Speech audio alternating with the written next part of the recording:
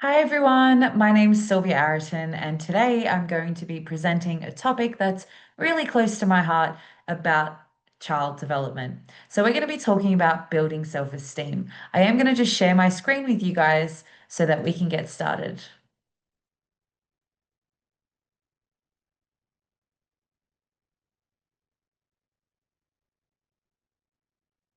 So, as I mentioned earlier, I'm Sylvia Arotin, and we're going to be talking about building children's self-esteem. So, we're going to really explore one particular topic about how labels can really shape a child's identity and confidence. So, a little bit about me. I am the founder of Guide and Grow. We have an online community of almost 500,000 members all around the world, and that's really about supporting parents, educators, and teachers on how to raise our future generations. I'm also the director and owner of My Montessori Education Centre here in Sydney, Australia. I've got over 15 years of experience in early childhood, and I'm also a child development and behaviour expert. I really specialize in communication and guiding children's behavior. I've had incredible opportunities to be training and working with professionals, educators, parents all around the globe. I've worked with some incredible organizations.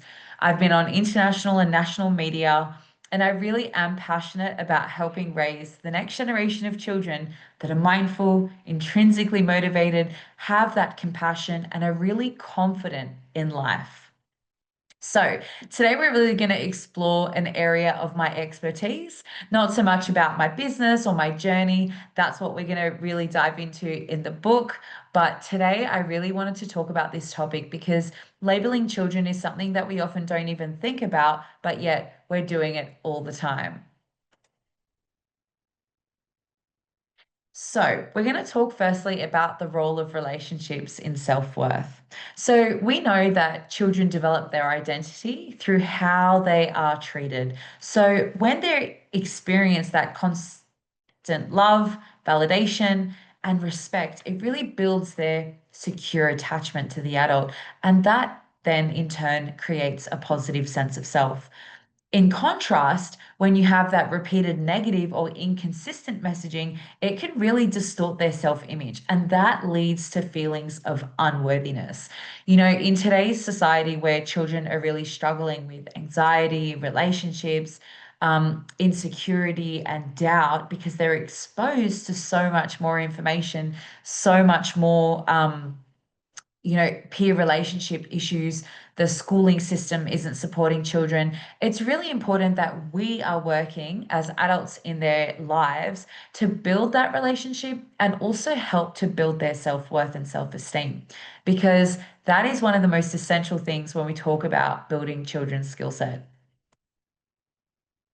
So, why does self-esteem matter? So, of course, self esteem, just like in adults, is a child's internal view of their worth. Am I worthy? Am I good enough? A lot of the time they're looking to adults to get that validation. Was I good enough? Did I hear them say something? It affects how they view themselves, make decisions, and form relationships. So, we know in early childhood development, and the research shows this, that secure attachments to adults and the relationships that they have with people close to them and in their lives really helps to shape their identity, their character, their personality, and it really affects the way they make decisions around them, whether that be with peers, whether that be through life decisions, whether that be, educational, whatever it might be. It really does affect their confidence, their self-esteem, and their self-belief. Like, can I really do that? Am I good enough?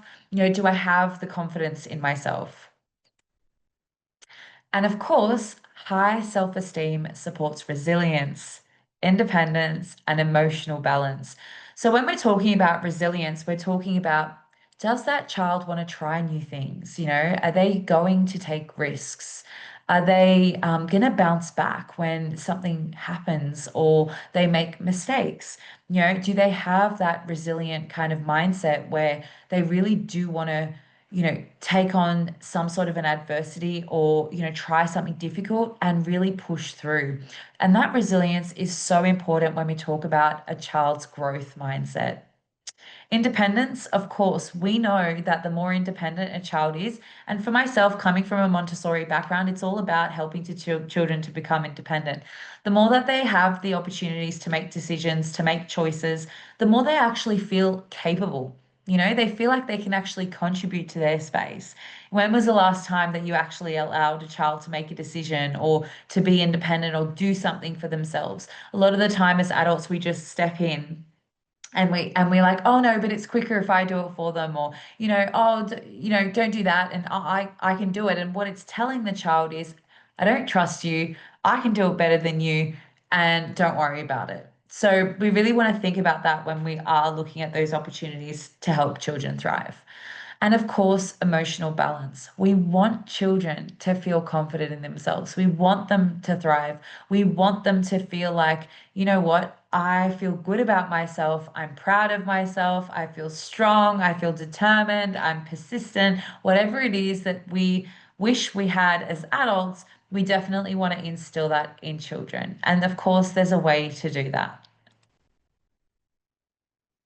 So, the next thing we're going to talk about is why security is so important. So, the first thing that we're going to talk about is trust in relationships.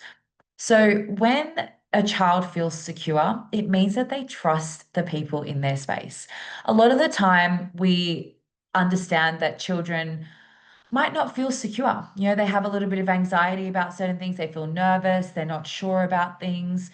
When they have a secure relationship with the people in their environment, with whether it be their teacher, their parents, their caregivers, that trust in the relationship actually helps them feel like they are, secure, and then they can build on that. They can explore their environment. They can really take on things. So that emotional security and safety really fosters that strong, reliable connection with others.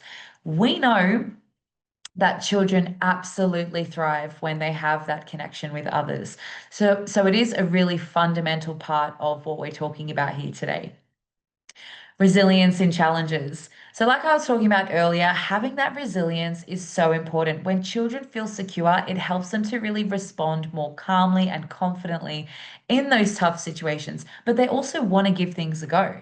So, a lot of the time, when children are a little bit nervous or they don't really want to take a risk or they're not sure about things, you know, that is a missed opportunity for learning. So the more that we encourage them to try things, to put the effort in, and if they're feeling a little bit uncomfortable about things, it's okay. If they have the right support around them, they're really going to thrive in those environments and have that growth mindset of making mistakes and learning from them.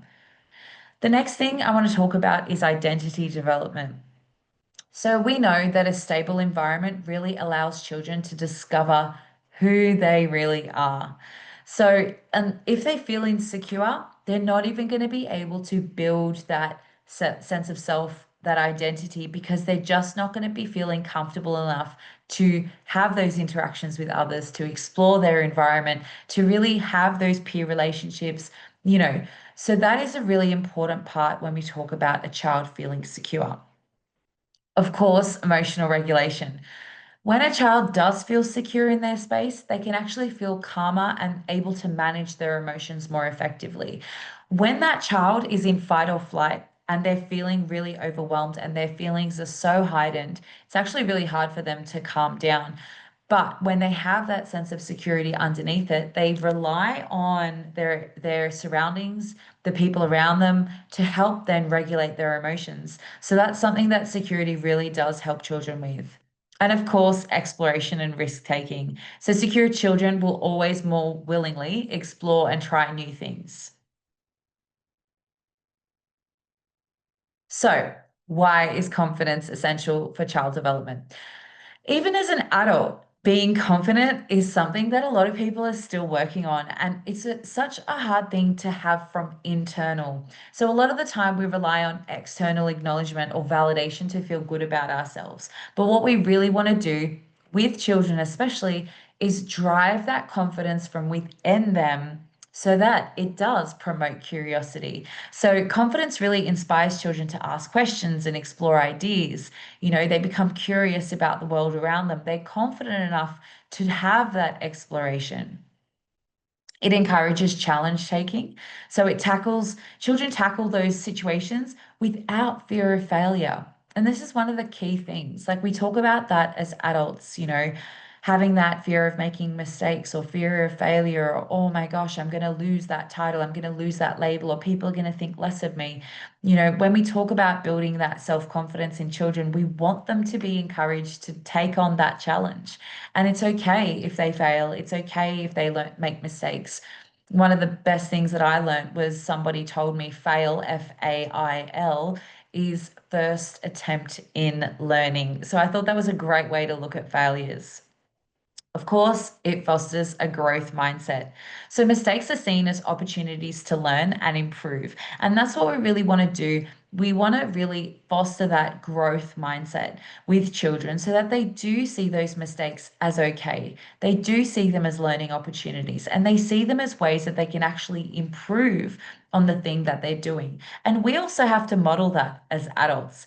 I know a lot of the time there's a lot of competitiveness and, oh, I need to come first. And, I beat my sibling or I beat my peers. But it's really about the effort that they put into things. And that comes down to my next one. No, my next point. It supports perseverance. So confident children will keep going. Even though things get tough, they will just push through and know that that is the most important thing when things are challenging for them. And that perseverance and effort is something that really has to be celebrated in young children. That's what really helps to build their confidence. When even though things are getting tough, they actually are making the effort and pushing through rather than just giving up. And of course, it inspires them to try new things. Confidence really drives that experimentation and discovery in young children. Okay, so we use labels a lot. Now, whether they're positive or negative, we actually understand through child development, and we know that the language that we use affects children's identity, their self-esteem, their self-worth, and the way they perceive themselves and others. Whether we use positive or negative labels, they actually have the same impact. You wouldn't believe it, but they do cause insecurity and doubt within children. So, positive labels are things like, you're so smart, you're the best at everything, you're an expert, you're a genius, you're the good one. Or a negative label is, you're so naughty, you're bad, you're a bad girl, you're lazy, you're stubborn. Now, whether they're positive or negative labels, they are actually going to impact children's self esteem and self worth. Let me explain. The one thing that we do when we say you're smart, you're an expert, you're a genius to children is that we're actually labeling them with something that then almost becomes their identity. And then they get scared if they can't meet that certain level. Oh, but I'm an expert. I should know that. I shouldn't try that because I might fail at that.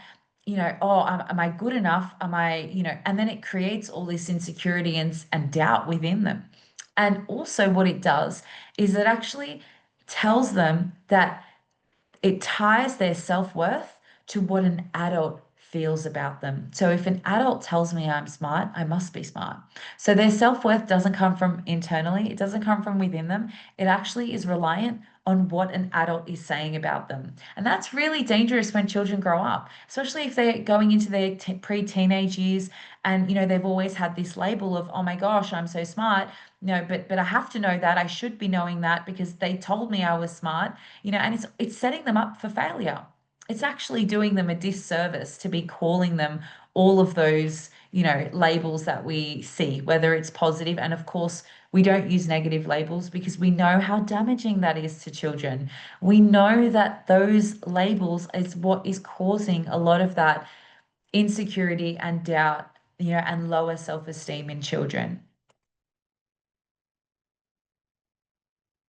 So, here are some of the impacts of labels: fear of failure and this pressure to perform.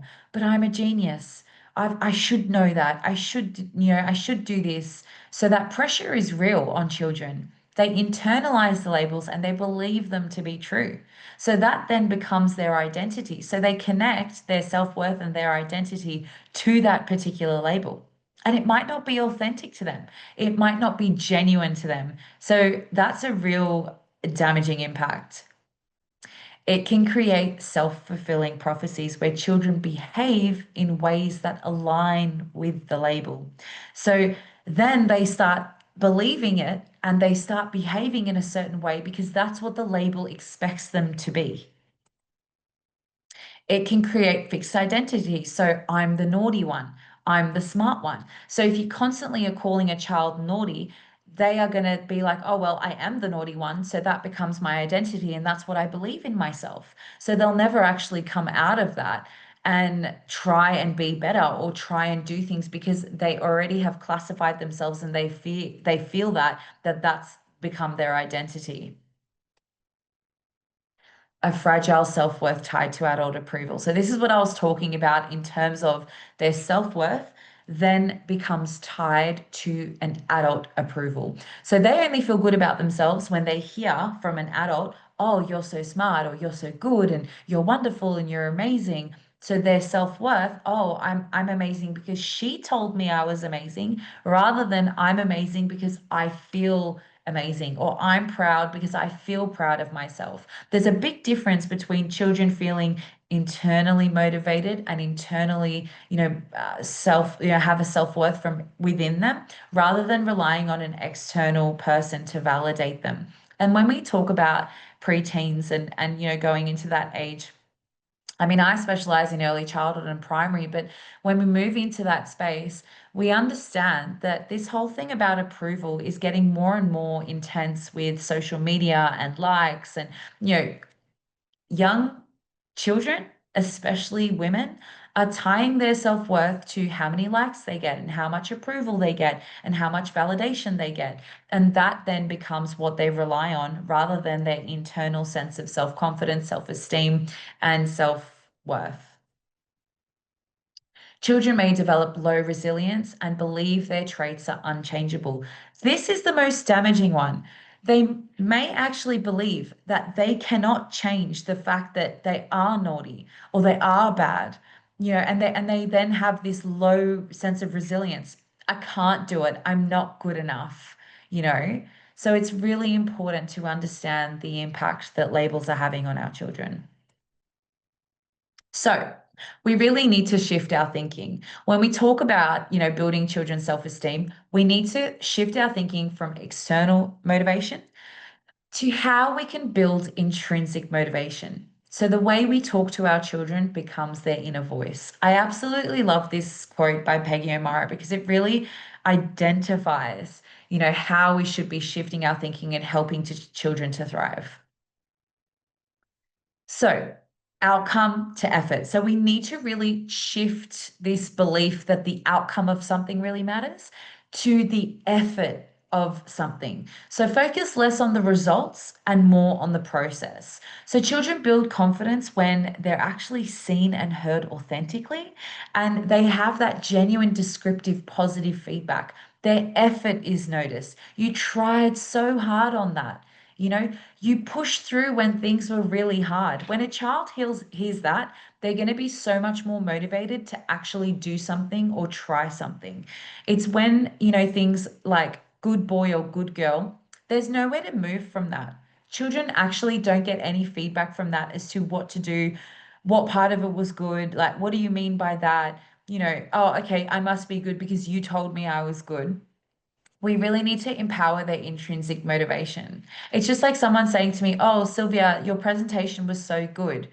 I would be like, oh, okay, well, I kind of stumbled in the beginning and I could have done this better. This is the internal dialogue, right? But if someone said to me, oh, I really love the way you used examples throughout your presentation and I love the visuals because that really gave me, I'll be like, oh, great, I will do that again. I'll use that again. So it's that kind of positive descriptive feedback that really allows us to grow and feel more confident about what we're doing.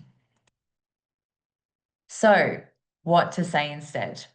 The first thing, describe the action. So, if you've got young children and they've just struggled for 15 minutes to put their shoes on, and all you want to say is, good job, I would say, oh, you put your shoes on all by yourself. Because what you're doing is you're describing the action, right? You're not making a judgment, you're not judging the child, you're not saying to them, um, I think you're good because you did that. You're basically just describing what they did, but you're putting it back onto the child. You put your shoes on all by yourself, showing them that they did it, empowering them with your words, with your tone, and just describing the action. That's a great way to empower children. Acknowledge the effort. Another thing that I would always encourage you to do is acknowledge the effort. You worked really hard on that painting. Look at all the colors that you've used. You can also ask questions. Tell me more about your painting. What does it mean to you? That way, you're really building children's self-esteem and self-worth from within them to share with you why they did a certain thing. This is one of my favorite things, and it's very common across the Montessori world to say, you did it. So it's encouraging that sense of self-pride in children. And then they eventually will say, look, Miss Sylvia, I did it, because they're really proud of themselves. And that's what you want to hear. And also showing gratitude. Thank you for helping cleaning up. We don't have to, say that they're a good boy or good girl because they did something or, cleaning, like helping to pick up things that they've dropped, but just showing gratitude and saying, thank you so much for helping. Another thing is asking questions, how do you feel about that? How does it make you feel? So really understanding for the child, for them to self-reflect and understand, oh, how did that make me feel? Does it feel good? I'll tell you a quick story. I had a child that walked in with her backpack and it was really heavy. Okay. And I know that she has all the capability to carry her backpack easily and she could pick it up and put it in the cubbies, right? But she looked at me and she goes, I can't do it, Miss Sylvia. It's too heavy. And I could have easily said, you're strong, you can do it, right? But I didn't say that. And I thought, what can I say to really encourage this young girl's self-worth? She would have only been about 4 years old. And I said to her, try using two hands. So I just described a particular action that she could do. Try using two hands. So she picked it up, and she's pushing and she's pushing, and she pushed it into a cubby, and she looked at me and she goes, "Look, Miss Sylvia." And then she did this. She goes, "I'm strong. Look at my muscles." So it is so much more effective for a child to then say to me that I'm strong, coming from internally from within her, rather than me labeling her as strong. And then what if she failed? She would think, oh my gosh, I'm not strong. I can't do it. So these moments are really, really crucial for children's development, and it really does impact their self-esteem and self-worth. So, we want to raise children who are self motivated, who are proud of their effort, and who are also resilient and confident from within. We want them to have a growth mindset. We don't want children to have a fixed mindset where they're just limited by the labels that we're placing on children. And a few things to remember. Self-esteem grows children when they feel seen, heard, and valued. That is when children really have that strong sense of self-esteem. Our words really shape their inner voice. Let's make it kind, empowering, and respectful. So stay away from the labels and really try and put a few of those conscious communication skills to the test so that we can really empower children to build their self-esteem. Encouraging children to feel proud of themselves and not just seeking the approval of adults. This is going to be something life-changing. And also, when we believe in them, they learn to believe in themselves as well. So always see the child as capable, confident, and that they can do something. It's okay if they make mistakes. It's okay if they drop the plate on the floor and it breaks. These are all really important learning opportunities. Don't just shelter them. Don't try and do everything for them. Don't think that you're, better than them. Even as adults, we really need to support children to feel that strong sense of self-esteem. The way we speak to them really does become their inner voice. And also praise the effort, not the outcome. So, if you do have any questions on this topic, I'm more than happy to answer them. But essentially, we're talking about building children who are going to lead our future. They're going to have a strong self-esteem, strong self-worth, that confidence that comes from within. And we know that this is how we help empower children to thrive. So thank you so much, everyone. I'm Sylvia Arotin. I'm so excited to be on this journey. And if there's anything you want to talk about further, you can connect with me on any of my socials. It's been such a pleasure to talk about a topic that is really close to my heart in terms of conscious communication, understanding how we can empower children to really help raise the next generation. All right, everyone, take care until next time. Bye.